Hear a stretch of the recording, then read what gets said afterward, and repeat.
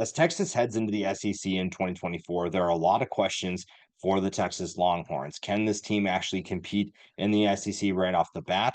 And can they handle adversity? This is a team that's already experienced some of that, and they already are trying to figure out who are going to be replacements for certain injured players. Today, we're taking a deep dive into the Texas Longhorns to see what we should expect from Steve Sarkisian's team. Before we do that, though, make sure to subscribe to the channel, like the video, share the video, goes a long way in helping the channel. This channel has already seen tremendous growth since introducing the deep dive series for the first time this year, and it's been a really fun series to do, but that's not possible without all of you. So do all of that stuff, make sure we keep this growing, and let's dive into Texas. Now, Texas has done a really good job of recruiting. They've done a really good job of competing at a high level. And Steve Sarkisian deserves a lot of credit, obviously, for what he has done for this team. This is a college football playoff team whose season obviously did not end the way they wanted, but this is still a really talented team that deserves a lot of recognition for what they do. Kyle Flood is a great coach for this team as well. So even though it's Sarkisian calling the plays, he is definitely someone that has a major impact on this team. You also go to the defensive side of the ball. You feel really good about what Pete Kwiatkowski is doing for this team. You'd like to see a little bit more balance when it comes to stopping the run versus stopping the pass, because you're not going to have Devondre Sweat anymore up the middle. You're going to lose some talent that's going to hurt you up the middle. So you're not going to have certain players that are going to make life a little bit more difficult than you saw last year. So you feel really good about what you have coming back, but you also have certain players that are going to be missed. Byron Murphy and Devondre Sweat are going to be two of them. But again, I think this staff has done a good job of replacing them, and as well as bringing in players from the transfer portal to make that a little bit less of a burden to try and replace some of those guys. When you look at what they brought in from the portal, you brought in some interesting players. Javion Cole is one of them, coming in from San Jose State. Had a good year for the Spartans, and he is transferring to Texas. Help a cornerback group that lost some talent to the transfer portal. Jermaine Lowell is a very underrated player. The former Arizona State and Louisville transfer is kind of on a little bit of smaller side, but he is someone who has quick hands, has the quickness to make big plays. He will be one of the players that looks to replace Murphy and Sweat. Bill Norton is another one of those. The Arizona transfer could be a bigger player on the interior as well. Toali Sevilla is another one that could be in there. So you have three interesting options. We'll find out which one of them can step up, or maybe more than one as well. So that was a really interesting trio of additions for this team, and we'll see how that all plays out. You bring in Amari Niblack from Alabama, as well as his teammate Isaiah Bond. That was probably the biggest one for the pass catchers. You also bring in Silas Bolden from Oregon State. Plenty of speed there. Matthew Golden is a very interesting player, wide receiver coming from Houston. And then when you look at Kendrick Blackshire on the defensive side of the ball, Trey Moore comes in from UTSA, Andrew Makuba comes in from Clemson.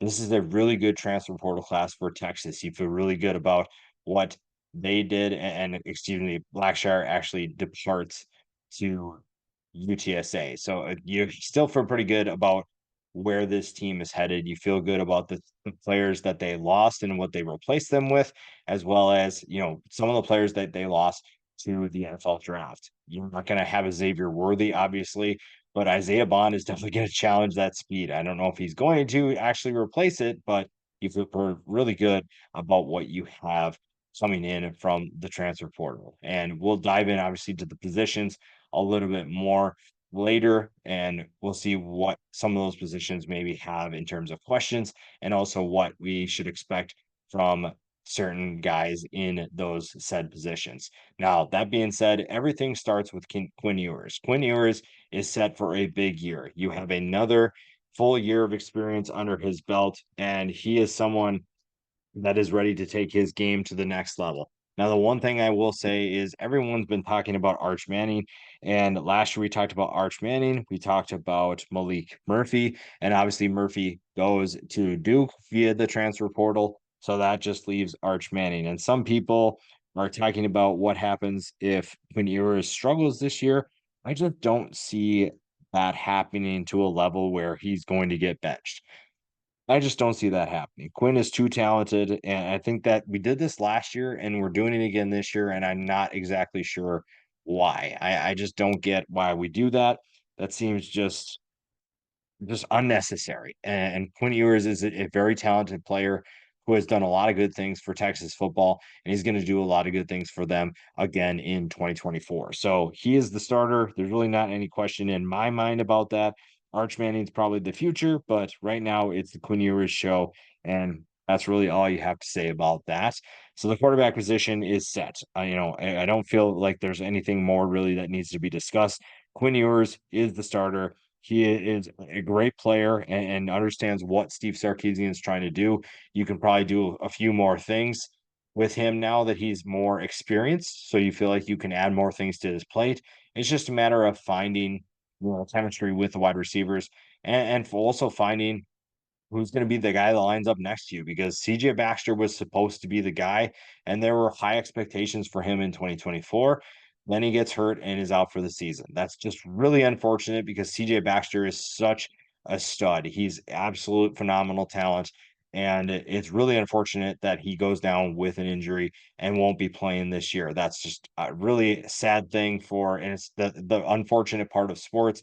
Injuries are just part of it, and CJ Baxter missing is going to hurt this team. You've had a couple of injuries that have hampered the running back room and have some depth concerns.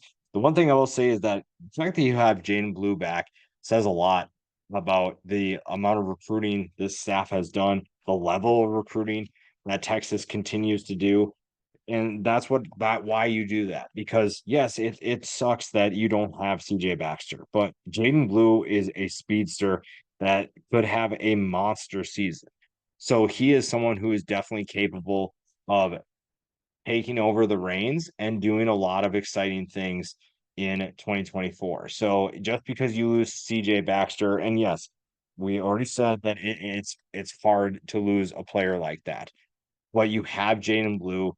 You also have, you know, freshman Jared Gibson could play a bigger role now as well because you lost a couple of players due to injury. So you feel like you're still in a good spot. You just maybe don't have the depth. That's probably the biggest question for Texas offense right now is what depth concerns do you have at the running back position or just any position, but running back is going to be one that is circled because a lot of people have concerns about that rushing attack, but there's plenty of talent to utilize. It's just a matter of finding the right guys. So you may have concerns, yes, but they're not going to be huge concerns if Jaden Blue is the absolute stud that we expect him to be.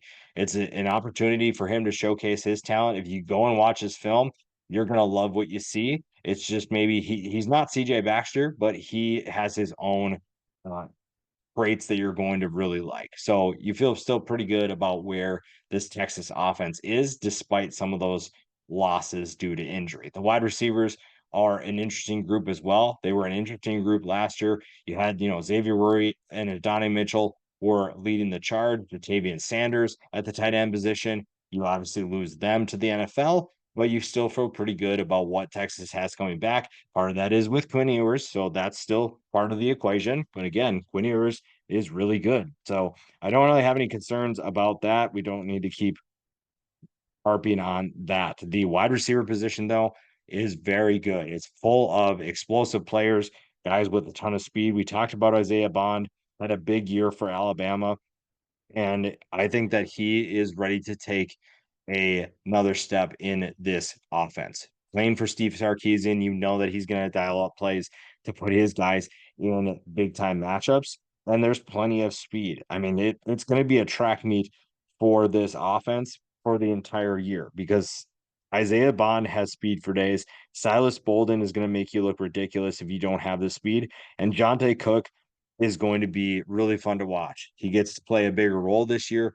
for this offense, and he has plenty of speed as well. So it's again going to be a track meet, and it's going to be fun to see how this team plays with these new players. You also have Matthew Golden, who's coming in from Houston, and you also have Ryan Wingo, a freshman that could play a big role as well. So you're not lacking in talent whatsoever. So it's not really a question of if Texas is going to be good throwing the football. It's just a matter of how good they're going to be. It's going to be a matter of when they strike in any game.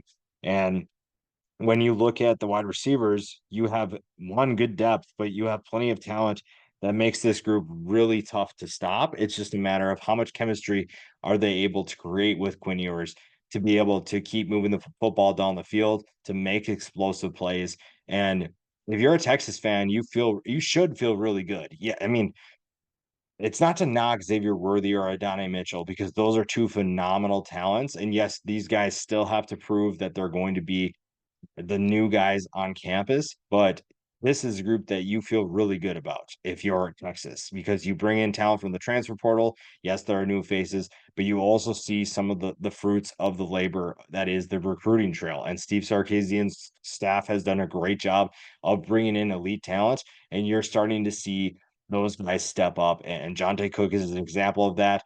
Wingo is another example of that. So you feel really good, but again, you're still embracing this new level, this new college football world, which is the transfer portal, and you feel really good about the talent that you brought in from the transfer portal. Amari Niblack is another one of those guys, underrated talent at Alabama. Again, Alabama, I don't want to say underutilized him, just that offense was just so inconsistent.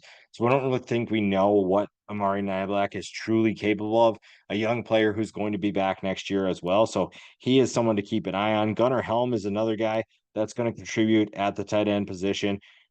And you're going to see a lot of really interesting things from tight end. We've seen what they did with Jatavian Sanders last year, and Niblack kind of has that similar skill set where he's going to be a really fun pass catcher. And I'm excited. Again, a lot of that stems from what is Steve Sarkisian able to do. He's a brilliant offensive mind that knows how to get his guys open. And with the amount of speed that you have at the wide receiver position, tight end could be a position that benefits a ton because teams are going to have to worry about those wide receivers so much that might open up the field for the tight ends to do some serious damage.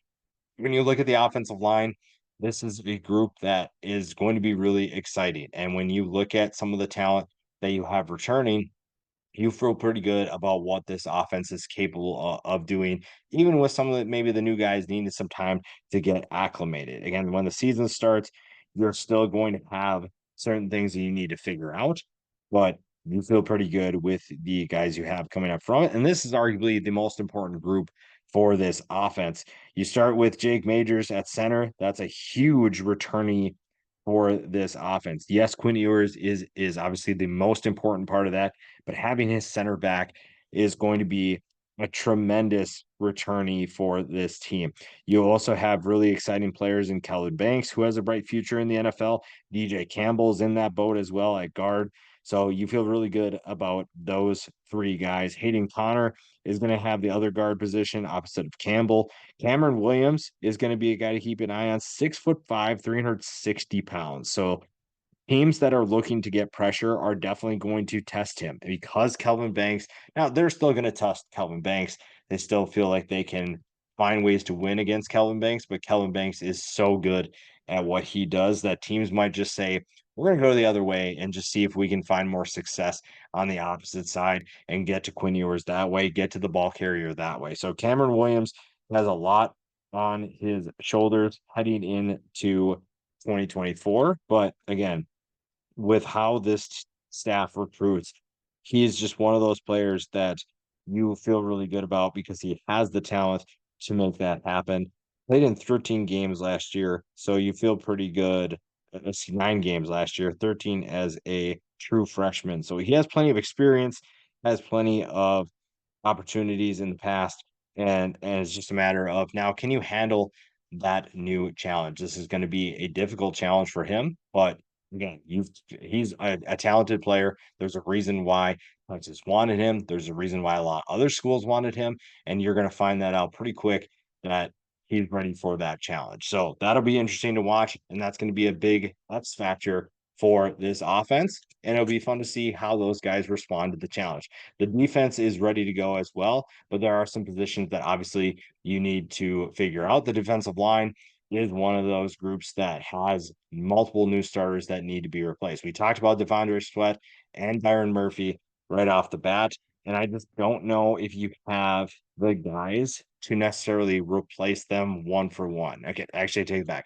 We do not have the guys to replace them one for one. You're just not going to replace an explosive player like Byron Murphy. You're not going to be able to replicate the size and strength of Devondre Sweat. So, that being said, you're just going to have to figure out who are going to be the guys that step up. And you have some veterans coming back that can make that happen, but we'll see what that means for this group here. Alfred Collins is one of those players that is potentially going to be that starter that tries to replace one of those guys. 6'5", 321 pounds. So has the size for sure. And I know the staff has been talking highly of him in this offseason. So that's definitely a guy that could be part of the answer for replacing those guys. We talked about Bill Norton coming from Arizona. Vernon Broughton is another guy that will line up and potentially help in that regard. Jermaine Lowell, we talked about that before. You talked about his ability, his quickness. So we'll see what they have. The interior defensive line is probably the biggest question you have when you're trying to replace two NFL talented players. So we'll see what they're able to do with there. The ends feel a little bit more secure because you have Baron Sorrell coming back as well as Ethan Burke. Those are two guys with solid size and explosive abilities to get to the quarterback. The freshman that everyone's keeping their eyes on, Colin Simmons, could be a big time player for this team right off the bat. He is someone who is coming in to play and compete for starting time. So if Sorrell or Burke either can't get the job done or goes down with an injury, it's probably going to be Colin Simmons' job for a long time. You also brought in Trey Moore from UTSA. One of the biggest questions for him was, can you handle the transition from the AAC? You just went from Conference USA 2 years ago. Now you're competing in the SEC. But Trey Moore is an explosive player, an absolute game wrecker at UTSA, and he'll be a good depth piece and could push for starting time as well. But you're bringing in him to be a major impact player, whether that's as a rotation piece or as a starter. You feel really good about what he brings to the table. But again, most of the eyes are going to be on Colin Simmons and what he's capable of doing. It'll be fun to see him in his first year playing in the SEC, playing for Texas, and you feel really good about the future of the Texas defensive line. Then you go to the linebacker position. Now, the linebacker position has featured a number of really talented players for Texas over the last couple of years. And now this year, you get to look at some new faces, but also, and when I say new faces to the college football world. I don't think a ton of people know who David Gabenda and Anthony Hill are because people aren't, let's be honest, people are not paying attention to Texas's defense, first of all, just because everyone loves to talk about Steve Sarkisian and what this offense can do, but make no mistake about it, this is a very talented defense. Gabenda is a very good player who has a ton of experience and knows what he needs to do to get this group to play at a high level, especially if you have questions up front. The linebackers might be asked to do some more things this year. Anthony Hill has a bright future with this team. The sophomore comes in at 6'3", 243 pounds, played as a true freshman, and they feel really good about what they have in him. So he is set for a, in my opinion, really big year. You also have players like Darian Gillette that could play role this year as well. Leona Lafau is another guy that could step up. Jelani McDonald. You have options if you are Texas. So you feel really good about what you bring back at that position. It feels like you have good talent. And so depth, maybe if it's not the most experienced group, it still feels like you have depth in terms of talent. So not too many concerns there. You don't feel like you're in a tough spot at that position. I'm really excited to see what Anthony Hill can do. Again, you have some young players for Texas that are expected to step up and play bigger roles in 2024 and in the SEC, no less. So you feel really good about that. And that's a group that probably needs to step up and help a passing attack that, or a pass defense, I should say, that struggled last year. Defending the pass was not Texas' strength last year, and you lost some players to the transfer portal. But I think in a way that almost was a good thing. I think maybe you just had some players that just weren't getting the job done, and some fresh faces are going to play bigger roles and play new roles for Texas this year, but that might not be a bad thing. Now, Jahdae Barron is a guy to keep an eye on, someone who has a bright future in the NFL, a guy who can do a little bit of everything for this defense. You also, like I mentioned before, you bring in Javion Cole. I'm not sure how he's going to handle life in the SEC coming from the Mountain West. But then you also have Wake Forest transfer Gavin Holmes, I should say former Wake Forest transfer Gavin Holmes, that could play a big role there. Malik Muhammad is another young guy that, again, I think this staff understood that they just needed certain young guys to get to campus and then see a little bit of playing time to elevate this group.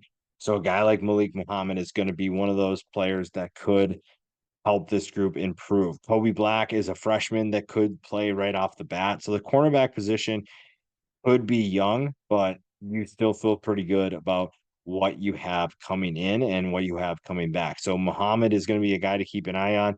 The cornerback position really is just going to be something to keep an eye on. And that's a group that at times I think struggled last year. So keep an eye on that group. Lots of promising talent for the future. And then when you go to the safety position, Derek Williams, another sophomore that could have a big role for this group. Xavier Vilsaim is going to be another guy. Central Wilson, those are two freshmen that are going to be relied on this year or could be relied on. So again, this staff does not recruit freshmen just to come in and redshirt. They want them to potentially compete right away.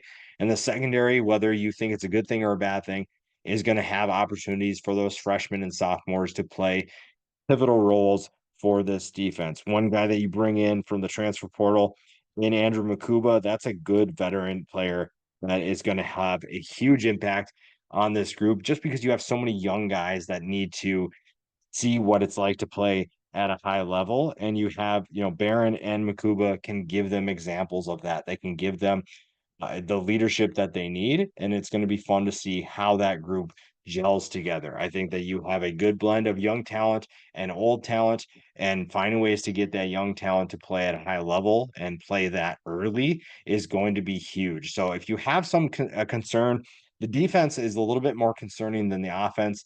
In my opinion, the defensive tackle position has a lot of questions simply because you lost two really talented players. And the secondary has, again, questions whether it's quality of play or talent that it can start or even depth. That's probably going to be the one area that they focus on. And if that group can step up in a big way, Texas is in great hands. And that's going to help, especially because you're playing a much more difficult schedule than you did in 2023. You get things started with a home game against Colorado State. So you're not really worried about that. That's going to be a win. But then week two, you have to go to the big house. You have to go to Michigan to play the defending national champs. Now, I think Michigan has a lot of things that they need to figure out. But that's going to be a really fun game to watch. Texas versus Michigan, a game that we don't normally see. So that's one of the nice things with conference realignment is that you are seeing some matchups that you don't normally see on a regular basis. And this is one of them. I think that Texas is still the better team here, even though you're playing, yes, the defending national champs. I think that Texas is in a better position and Michigan is. And the reason why I say that is because we talked about probably the two biggest concerns for Texas right now is defensive tackle and secondary. And while Michigan will try to run the football quite a bit, they're losing a ton of talent on the offensive line, but also that's not really a group that has a proven passing attack. So you don't feel too concerned if you're Texas for that game there. So that's should be a win in my opinion. UTSA and ULM do not provide any challenges that are going to concern Texas. Mississippi State, kind of the same thing. They expect most people, I should say, expect Mississippi State to be at the bottom of the SEC. Then a trio of games that are interesting. You play Oklahoma once again. That's obviously going to be a difficult game. Georgia is going to be a difficult game as well, though Georgia does come to Texas. So that's a very tough game there. And then you have at Vanderbilt, which is going to be a win. I don't have any concerns about that. Then you end the season Florida at Arkansas, Kentucky, and then a road trip to Texas A&M to renew that rivalry. So I will say this, the Kentucky game is probably the more interesting game there because, Kentucky is one of those teams that can surprise you. Now, granted, it's at home. If it was at Kentucky, I would have some more concerns, for Texas, but, again, if you're not looking too far ahead, if you're not worried about the Texas A&M game, you should feel pretty good if you're a Texas fan. The ceiling for this team is 12-0. I think that all of these games are winnable. I think that when you're talking about Texas football, you expect to be competing for national championships, and winning every game is definitely not out of the realm of possibility. It's going to be difficult, but I think if everything is going well and this is a special team and they're able to kind of cover up some of those deficiencies or, address them with some of the younger talent, then 12-0 is definitely a possibility. Now, if everything goes wrong, I still like this team a lot. The Michigan game, I don't really see the Michigan game as a loss. I don't think that Michigan's gonna be in a place where they can surprise Texas, but it's also early in the year. But I still would win more times than loss. Oklahoma is definitely a game they can lose. Georgia is the same way. I think that Texas A&M is the only other for sure loss that I could see. So honestly, 9-3 would probably be the floor. I don't really see this team taking a step back. I don't really see this group struggling with a ton of games, and the games that are going to be tough, you're going to prepare for. And Steve Sarkisian he knows exactly what he needs to do to get this team ready. He knows what his players should expect, and it's going to be fun to see how they respond. This is going to be a fun transition. It's a new era for the SEC. It's a new era for Texas football. And this is a team that expects to be competing for a national championship. And with the schedule they have, along with the talent they have returning, I think that's definitely a possibility in 2024.